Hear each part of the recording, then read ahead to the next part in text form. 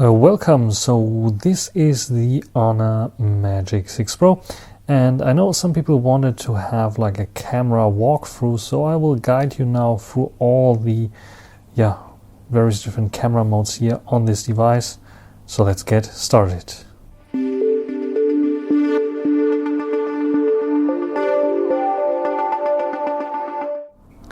When you start your camera app, this is the user interface that you will be greeted with, and this is macOS 8 here on this case. So we have some features like, for example, we can swipe up to change quickly some settings like the aspect ratio, flash, moving photo, which is basically like a little video that it will capture like 15 seconds, like a GIF animation. We have AI photography that we can turn off or on. Interestingly enough, by default it's turned off. HDR is turned on, and then we have some filters that we can choose. You can see various different filters here, the ones that we already know also from older devices. And we can go back and have effects, and there we have 3 different modes: authentic, vibrant, which is the default, and natural. I would like most of the time choose natural, sometimes maybe also the authentic one, which adds a little bit of vignetting and reminds me a little bit of the Leica modes that Xiaomi has on their device. And yeah, it gives you an extra flair. Then we have a timer that we can set up here, 2 seconds, 5 seconds or 10 seconds, so it's possible to use this there as well. We have assistive grid and the horizontal level that I have also turned on. That helps me to make my leveling, as you can see here. So this is quite interesting here. Then we have a few other things, like for example here is like a contextual kind of thing. So if I just move away, you can see it goes away. Just an indicator that I turned on macro mode. It goes into macro mode where it's using like the best lens for macro mode. There you can even turn it off if you press on it and it's using the normal lens. And this works with all modes. Like for example here it's going into macro mode, special macro mode. I can turn it off and then it goes into the normal mode. So this is a possibility that I have here with this device. You can see here also it works also for, does it work for the ultra wide angle? Ultra wide angle, it doesn't show it up.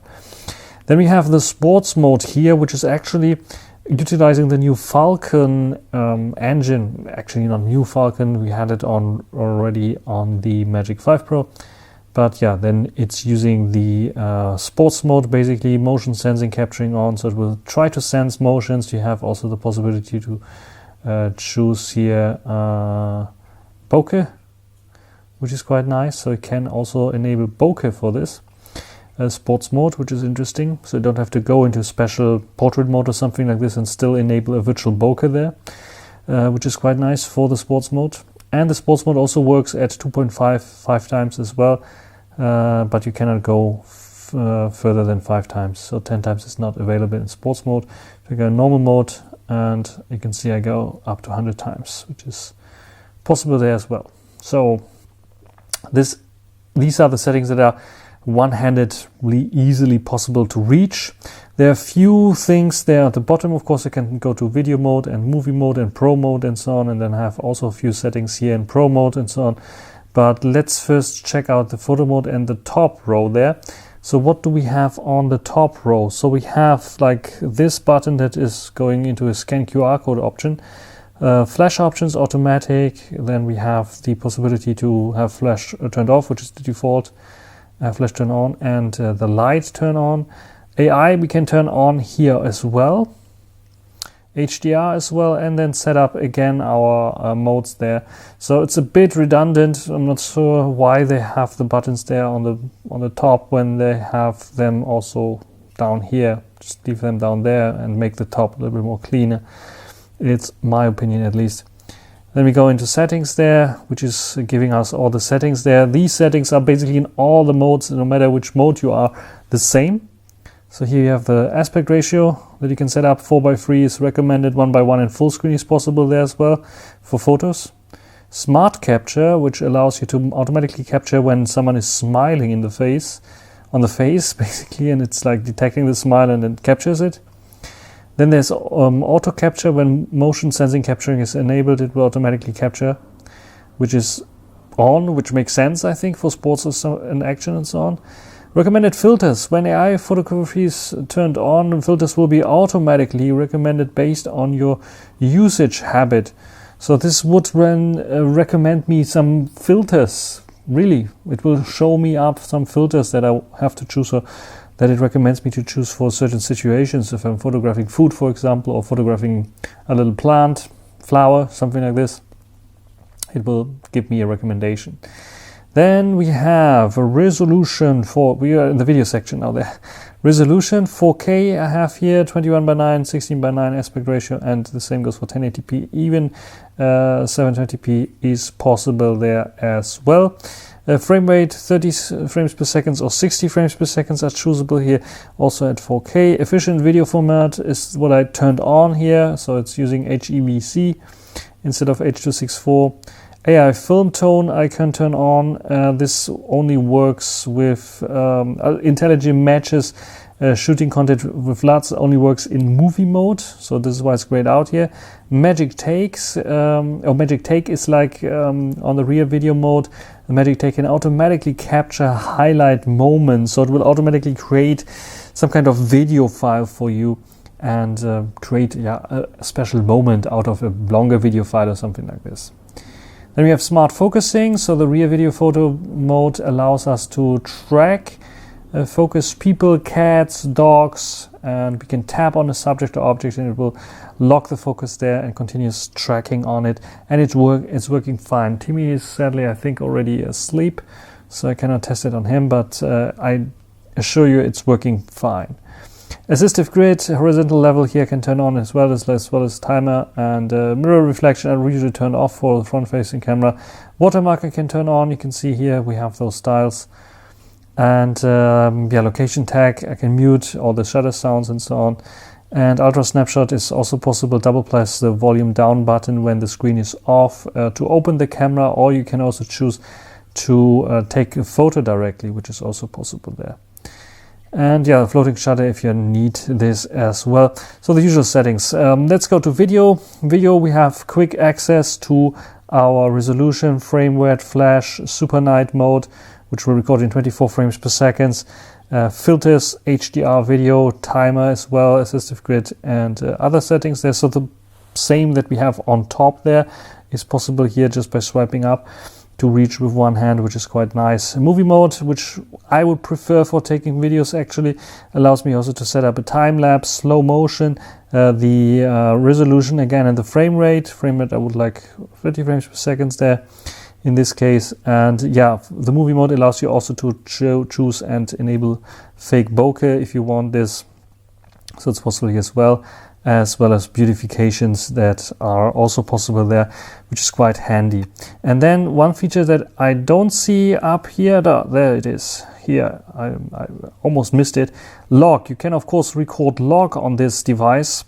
This is possible, I think, since the Magic 3 Pro Plus, and of course the Magic 5 Pro, Magic 6 Pro actually also supports it. Magic 5 Pro also supported it, and we can directly choose a LUT if you don't record log, and choose one of those. Cool thing is, if you record log, you can later add it on device and add one of those LUTs that we have here onto the log file, which is quite nice. HDR video recording and timer and the assistive grid and horizontal level are also choosable here. Pro mode is, I think, quite interesting because especially in photo mode we have the possibility to choose our aperture f1 and f2, f1.4 and f2. Shutter speed, EV control for the focusing. Sadly, I don't think there's focus peaking or something like this, so let's go. No, there's no focus peaking. And I also don't see it somewhere here in the settings. We can set the aspect ratio, the flash, the format, like we can also shoot in fully 50 megapixel image JPEGs or RAWs. The RAWs are pixel binned, so you don't get the full resolution there in RAWs. Timer, assistive grid and settings, so you can see not so much that you can set up. We have auto white balance that we can set up, we have ISO, and we have also metering modes that we can set up here. And the same goes almost for video mode. So in video mode we have also metering, ISO, f-stop number that we can choose here freely. The thing is, when I'm recording, I have no control over the f-stop number, which is a bit of a bummer there. Everything else I can control basically, but I cannot control the shutter, the aperture on this device during recording, which is a bit of a bummer. This is pretty much everything. So we have this Pro mode for video, for photos, with all the settings that I showed you. We have the more option there where we have slow-mo. If you go to slow-mo, some people are interested, can I do 4K 120 frames per second? No, sadly you cannot do 4K at all in slow-mo. You have the possibility, you can go up here, you can see, or you can swipe up here. Frame rate you can set up 240 or 120 frames per second. If I go to 240, you can see it's flickering like crazy, but the resolution is still 1080p there. And yeah, I can go and choose it 120 here. Again, you can see I don't have the possibility to change the resolution at all. It's 1080p fixed. You cannot even go lower than 1080p, just 1080p. We have here the possibility to choose the speed as well, if you want to have like 4 and 8 times, instead of like going here and choose the frame rate there, which is a bit redundant again, but yeah, it's there.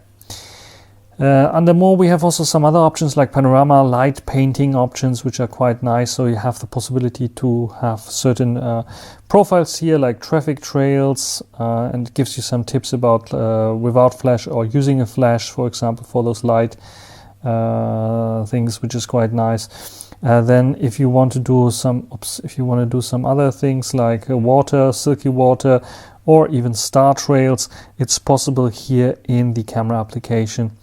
And yeah, some settings are possible as well. Here you can choose the exposure time, 3 hours, 4 hours, 5 hours, 2 hours. You can see there are endless possibilities when it comes to this. And let's go and check out multi-video. Multi-video allows me to see what I'm doing right now here, front camera, back cameras, and you have the possibility now in multi-camera also to go and switch to 16:9 aspect ratio instead of only 21:9, and it's only recording 1080p. You don't have the possibility to go here to 4K, and only 30 frames per second are possible. We can choose different options here: rear camera, zoom, and normal or wide angle. Or we have the possibility to choose the picture-in-picture, and I can swipe myself around here, and I can also zoom in here if I want to. Or we can also go front picture and rear picture. If I go into rear camera mode, for example, and I start recording, I still have the possibility to switch to the front-facing camera, as you can see there, me recording this whole session there, and I can go back as well. So this is a possibility that is not possible at 4K, but at 1080p here in this special mode that I showed you, the multi-video mode. And yeah, if we swipe over to more, this is basically everything. We have high-res mode there, scan documents, and a story mode. The story mode allows us to have various different profiles, like especially useful for social media kind of things that are predefined basically. And you saw it crashing. Happens sometimes as well. Yeah, now it crashed completely. I think this is a good time to tell you. There we go again. Have the various story modes there as well that you can choose. And that's it basically in terms of those modes there. There's portrait mode as well, where you can set up the bokeh that you want. You have the possibility to choose the aspect ratio, the filters, the effect, again, like the authentic, or the vibrant, or the natural. And these are basically all the settings. Night mode here is only available for the photos, because you have in video mode a special night mode as well. There's a special aperture mode, so it's like the portrait mode but for objects instead of people, and this is working fine as well. You can choose the aperture here. It's a virtual aperture only, so you don't have the possibility. I don't think it's changing anything on the real aperture when I'm closing this down. You see something there changing? No, it's purely, seems to be purely virtual so not doing anything there. This aperture mode is a bit weird. By default it's like set to 4, as you can see there as well. So yeah, this is basically it in terms of this small walkthrough, the camera application of the Honor Magic 6 Pro. You can see they improved a lot with magicOS 8, but I think they could do even a little bit better here and there in certain aspects. Like there are some redundant options here and there, and I think some options that are still missing. I would like to see 4K 120 frames per second, because the processor and even the chips they use here, the sensors basically has support for this. It can do this if you want to, even though maybe on an edge where it has to do slight interpolation with the ultra wide angle, but at least the main camera sensor should be able to do this, as other manufacturers are doing it already with this one. And yeah, otherwise I think a solid camera application. And yeah, what do you think about this one? Here, write it down in the comment section. That's everything for this video. Hope you enjoyed it. Thanks for watching. Until the next time, bye.